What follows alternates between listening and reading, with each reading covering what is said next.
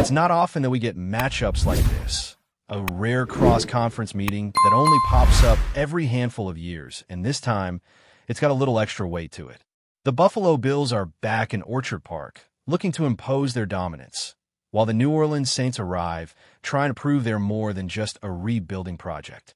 Last time these two met, it was a Thanksgiving clash in New Orleans. This time, it's a completely different setting and a completely different vibe. Now, the Saints are coming off one of those games you just want to burn the tape on. That loss in Seattle? Brutal. We're talking a full system collapse. Special teams were a disaster. A punt return touchdown allowed, a block punt, a missed field goal.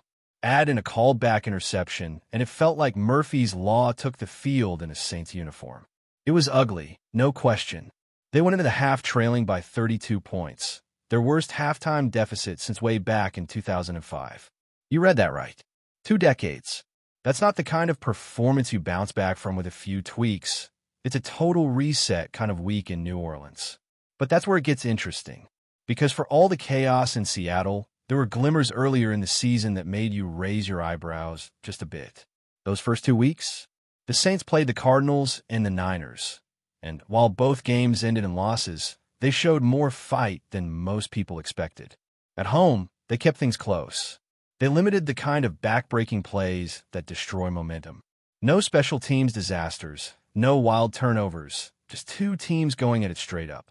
But against Seattle, they weren't just playing the Seahawks. They were playing themselves too, and they lost that battle on all fronts. So what does that tell us heading into this week's matchup? For starters, this Saints team is volatile. At their best, they're capable of hanging around with top-tier squads. At their worst, they implode in spectacular fashion. The biggest storyline heading into Orchard Park is simple. Can the Saints show resilience? Can they get off the mat after a blowout loss and make this thing competitive?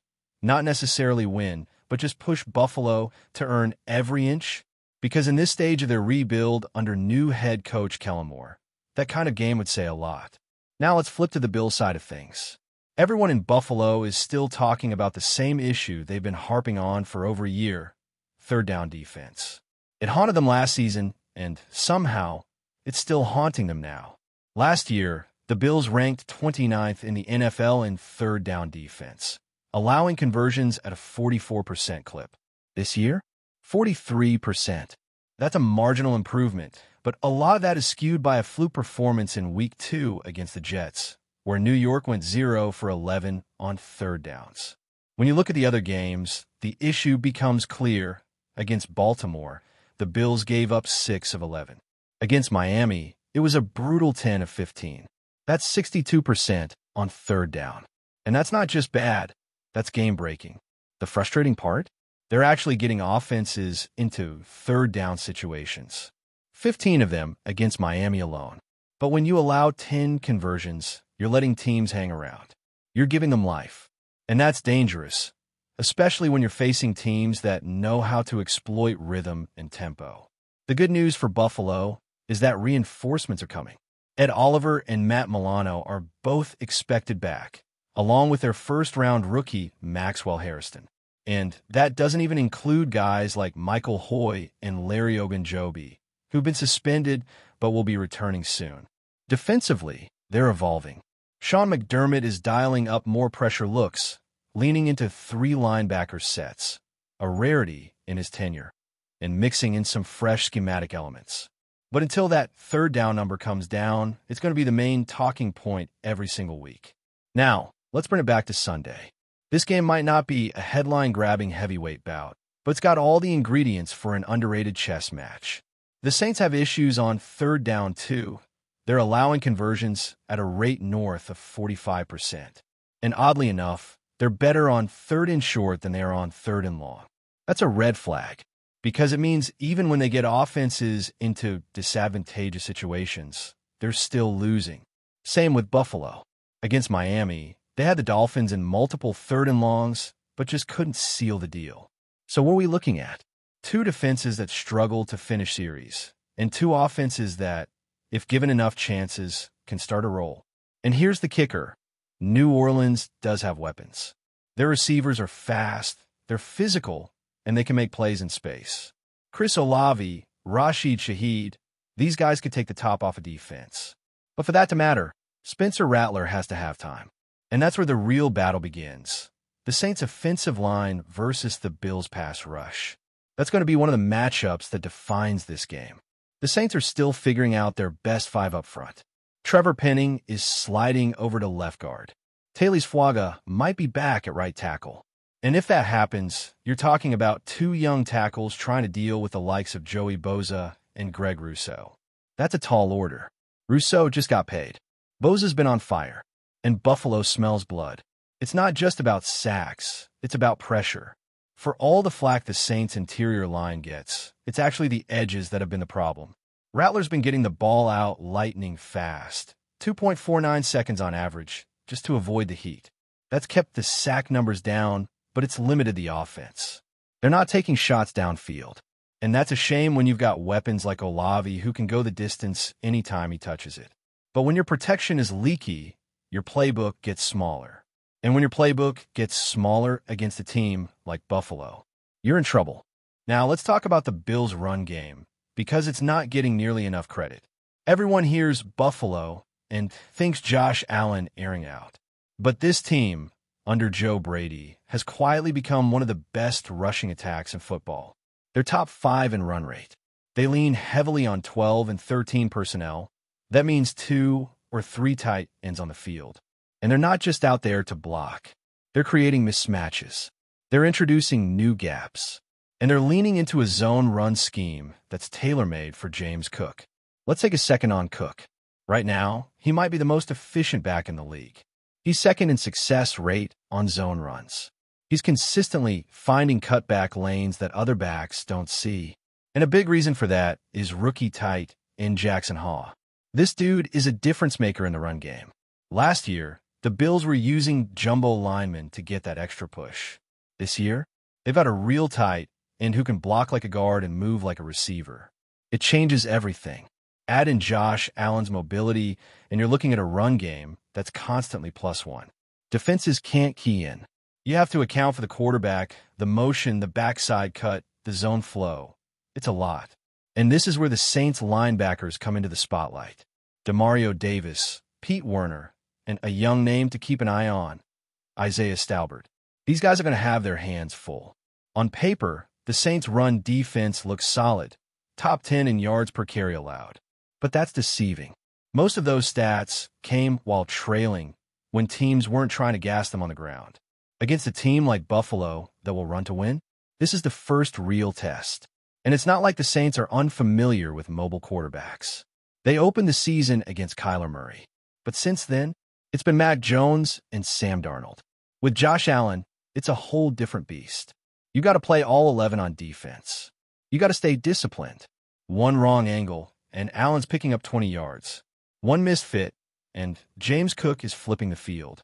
This is where the game could tilt early if the Saints don't tighten up. On the flip side, Buffalo has to be ready for some curveballs. The Saints just got embarrassed. They're going to come into this game hungry, with a young coach trying to prove he belongs. That means you better expect the unexpected. Trick plays, fake punts, creative fourth down looks. Anything to steal a possession and shift momentum. Buffalo has to stay alert and composed. This is a mature team. Allen's in year 8. McDermott's in year 9. This isn't a group that should get rattled by a couple of gadget plays. But it's still the NFL. You take your foot off the gas, and anyone can beat you. So when you stack this matchup up, it becomes a story of pressure, both literal and figurative. The Saints are feeling it from within. They've been their own worst enemy too often. Penalties, mental mistakes, missed opportunities. If they want to turn a corner, it starts by not beating themselves. You can't hand a team like Buffalo free yards and extra downs. They're too good. If the first part of this matchup is all about pressure, then the second part is about execution. It's one thing to have a great plan, to understand the matchups, to know where you're supposed to be. But when the ball is snapped, what really matters is who can execute with discipline, intensity, and consistency. That's where this game is going to be won or lost. For the Saints, execution has been one of their biggest challenges so far this season. It's not just the penalties, although those have been killer. It's the lack of rhythm on offense.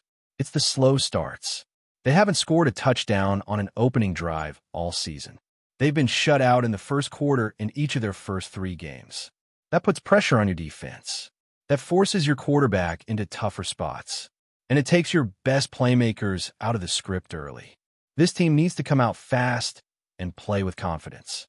The problem is, that's easier said than done when you're walking into a stadium like Orchard Park against a defense that's known for making you earn every yard. And while Spencer Rattler is still looking for his first win as a starting quarterback in the NFL, there are flashes in his game that give you hope. His ability to get the ball out quickly has helped him stay upright despite shaky pass protection. His arm talent is undeniable. He can put the ball in tight windows and hit throws on the run. But the question is whether the scheme is going to evolve with him, because so far, it feels like the Saints are playing scared offensively. Everything's short. Everything's safe. It's like they're trying not to make mistakes instead of trying to make plays. And when you do that against a team like the Bills, you're already losing. Chris Olave has the speed to burn anybody, but he's not being targeted in ways that allow him to truly affect the game. His average depth of target has dropped significantly compared to last season. He's not getting those deep shots that force safeties to respect the vertical threat. That lets defenses squeeze the field and focus on the underneath routes. If New Orleans wants to stay in this game, they got to stretch the field. They got to make Buffalo defend every blade of grass. That means trusting Rattler to take some risks, and it means calling plays that create those opportunities, not just reacting to what the defense gives them, but dictating terms. Defensively, the Saints are going to need a near-perfect performance, and it starts with getting Chase Young back on the field. The numbers don't lie. This defense is better when he's out there. Pressure rates go up. Sack percentages climb. And even when he's not getting home, the attention he demands opens up opportunities for others. Last week, the Seahawks keyed in on Carl Granderson and completely neutralized him. With no Chase Young, the Saints didn't record a single sack. That can't happen again. If Josh Allen has time, he will shred you. Period. And Allen isn't just dangerous because of his arm. It's his legs, too. He extends plays better than almost anyone in the league. He breaks tackles like a tight end. He can throw across his body, downfield, off-platform, and still hit the mark. If the Saints are going to have any chance, they need to collapse the pocket from the inside. You can't just send edge pressure and hope to beat him around the outside. You got to get into his face, disrupt his timing, and force him off his spots. And when you do, you better have a spy ready, because Allen will take off and burn you.